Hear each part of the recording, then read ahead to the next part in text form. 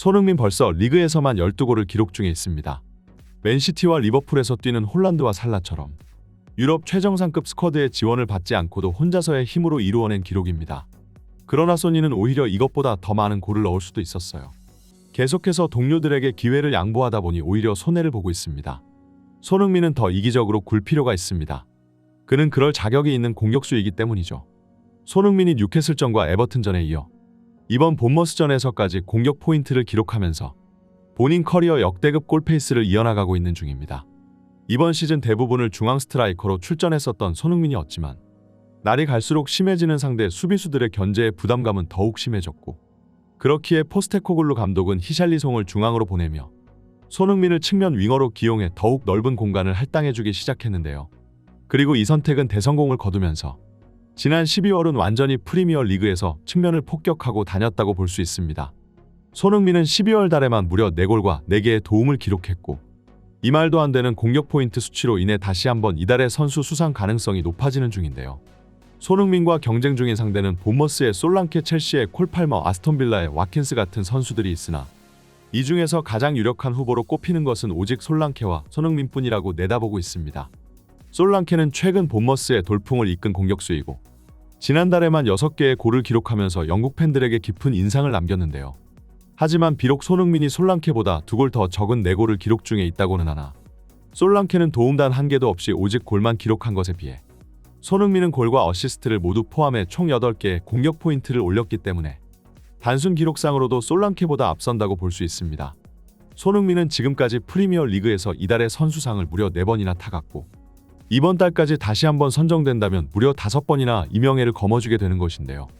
특히 최근 보여준 경기력만 놓고 본다면 리그에서 그 누구도 손흥민을 따라올 자가 없기 때문에 이번 수상은 당연히 측면에서 프리미어 리그의 수비수들을 박살내고 다닌 손흥민에게 돌아가야 한다고 보는 팬들이 대다수이나 정작 보수적인 프리미어 리그 협회 심사위원들은 오히려 언더독 팀에서 뛰고 있는 솔랑케를 밀어줄지도 모른다는 예상도 있습니다. 매번 한 선수가 모든 상을 독식하는 것보다 다양한 선수에게 기회가 돌아가야 한다는 이상한 사고방식으로 선수를 선정하는 경향이 있기 때문인데요. 물론 어디까지나 가장 정배는 손흥민이라고 볼 수 있으나 만약 이번 이달의 선수상을 솔랑케에게 강탈당하게 된다면 손흥민의 죄는 오로지 모든 상을 독식한 죄뿐이라고 밖에 볼 수 없을 겁니다. 당장 유럽 최고의 미드필더인 케빈 데 브라이너가 지금까지 이달의 선수상을 단 한 번도 타지 못한 것만 생각해봐도 손흥민이 영국에서 모든 기록을 새로 고쳐쓰고 있는 기록은 경이롭다고 할 만한데요. 그리고 손흥민은 이번 시즌 또 다른 기록에 도전하고 있는 중입니다. 바로 본인 커리어 2번째 프리미어 리그 골든 부츠를 노리는 중이죠. 손흥민은 과거 21-22 시즌 23골로 프리미어 리그 득점왕에 올랐고 이는 지금껏 그 어떤 아시아 선수도 해내지 못했던 명예로운 순간이었습니다. 하지만 손흥민은 그때의 득점왕 시절보다 더욱 빠른 골페이스를 이번 시즌 보여주고 있는 중인데요. 이제 겨우 리그의 절반을 돌았을 뿐이지만 벌써 12번째 골을 성공시켰고 특히나 홀란드와 살라가 페널티킥을 각각 3개씩 꽂아넣은 것에 비해 손흥민의 PK 골은 고작 1개뿐이라는 것을 생각해보면 사실상 개인의 능력으로 만들어낸 필드골을 가장 많이 만들어낸 건 손흥민이라고 할 수 있습니다. 비록 1월달에 아시안컵에 차출되며 몇 경기 빠지게 되지만 같은 시기에 리버풀의 모하메드 살라도 네이션스컵으로 결장하게 되고 홀란드도 현재 부상으로 경기에 뛰지 못하고 있는 상황이라 앞으로 이득점왕 경쟁은 한 치 앞도 모른다고 볼 수 있는데요. 영국의 축구 전문가들은 하나같이 입을 모아 이번 시즌 최고의 선수는 손흥민이라고 얘기하고 있는 중이고 시즌이 종료되었을 때 득점 순위에서 홀란드와 살라의 이름을 제칠 가능성이 높다고 내다보고 있습니다. 그리고 전문가들은 손흥민의 퍼포먼스를 칭찬함과 동시에 쓴소리도 아끼지 않았는데요. 그 비평 내용은 손흥민이 현재 팀을 위해 너무 많은 것을 희생하고 있는 중이며 득점왕을 위해서는 더욱 이기적으로 굴 필요도 있다는 충고였습니다. 사실 손흥민은 지난 몇 경기 동안 상대의 박스 근처에서 꽤나 많은 기회들을 잡았지만 주변 동료들에게 골을 만들어주기 위해 의도적으로 패스를 양보하는 모습들을 자주 보여줬는데요. 감독이 선수에게 바라는 건 항상 개인보다 팀을 위해 움직이는 마음가짐이고 손흥민은 그 누구보다 클럽을 위해 헌신하는 선수라는 건 이미 잘 알려져 있는 사실입니다. 히샬리송과 쿨루셉스키, 브리안일과 존슨과 같은 선수들은 이번 시즌 손흥민이 만들어주는 수많은 패스에 1대1 찬스를 맞이했으나 정작 이 모든 기회를 걷어차버리면서 손흥민의 희생을 의미 없게 만들었는데요. 토트넘 현지 팬들은 하나같이 입을 모아 차라리 손흥민이 어거지로 밀고 들어가 슈팅을 때리는 게 더욱 골 확률이 높았을 것이라 말하고 있고 더 이상 기회를 양보하지 말고 본인이 직접 처리하라며 선수 본인이 더욱 이기적으로 굴 것을 요구하고 있습니다. 손흥민이 기회를 양보하지 않고 조금만 더 욕심을 부렸다면 현재 득점 순위 선두에 있는 것은 홀란드가 아닌 손흥민의 이름이었을 것이라는 반응인데요. 하지만 이런 와중에도 손흥민은 경기 후 인터뷰에서 다시 한번 구단과 팀원들을 우선으로 생각하는 발언을 해 다시 한번 토트넘 현지 팬들을 감동케 했습니다. 이제 아시안컵으로 가게 되는데 제 욕심을 채우러 간다기보다는 한 가족이 되어서 축구 선수로서 대한민국을 대표하여 나간다고 생각합니다. 이것은 그런 대회입니다. 대한민국 모든 국민들을 대표하는 자리이죠. 선수들과도 더 이야기를 나눠봐야겠으나 이번 대회는 제 이익을 되는 순간들을 포기하고 어떻게 하면 조금 더 팀을 위해 희생할 수 있을까 하고 많은 생각을 했어요.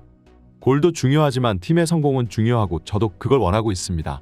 지금 프리미어 리그 트로피를 두고 경쟁하는 이 순간에 소속팀을 떠나게 된다는 것도 굉장히 미안하게 생각합니다. 구단에서도 저를 흔쾌히 보내주는 만큼 저도 많은 책임감을 가지고 있어요. 또한 국가를 대표해서 나가는 자리이기 때문에 최선을 다해야 할 겁니다. 재밌는 경기와 멋진 결과로 많은 팬들에게 보답해줄 수 있었으면 좋겠네요. 손흥민은 아시안컵으로 차출되는 와중에도 자신의 골과 명예가 우선이 아니라 가장 먼저 팀을 위해서 경기에 뛸 것이라는 마음가짐을 전했는데요. 게다가 소속 클럽이 우승 트로피를 앞두고 있는 가장 중요한 일정 속에서 한 달간 팀을 떠나야 하는 것에 대해 미안한 감정을 가지고 있는 듯이 보였습니다. 손흥민은 그 어떤 대회든 항상 100%의 전력으로 경기에 임하는 선수이며 이번 아시안컵에서 반드시 우승 트로피를 들고 오리라고 굳게 다짐하고 있는데요. 현재 토트넘이 포스테코글루 체제 하에서 좋은 기록을 써내려가고 있고 그 어떤 시즌보다 우승 트로피에 대한 가능성이 높아진 것은 사실이나 여전히 리버풀과 맨시티 같은 클럽들에 비하면 토트넘은 도전자의 입장이라 볼 수 있으며 과연 시즌이 종료되었을 때 손흥민의 손에 트로피가 들려있을지는 확언할 수 없습니다. 그런 점에서 이번 아시안컵은 손흥민이 트로피를 따낼 수 있는 가장 결정적인 기회라고 볼 수 있는데요. 심지어 이번 아시안컵 스쿼드는 출전팀들 가운데 가장 강한 전력을 보유하고 있다고 평가받고 있으며 파리에서 핵심 미드필더로 자리 잡은 이강인과 아시아 1위 센터백에서 이제는 유럽 1위 센터백으로 올라선 김민재는 아시아 팀들에게 공포의 대상일 겁니다. 이외에도 유럽에서 활약 중인 황희찬과 오현규, 조규성, 이재성과 황인범 같은 선수들이 포진해 있기 때문에 많은 전문가들은 대한민국의 우승 가능성을 가장 높게 내다보는 중인데요.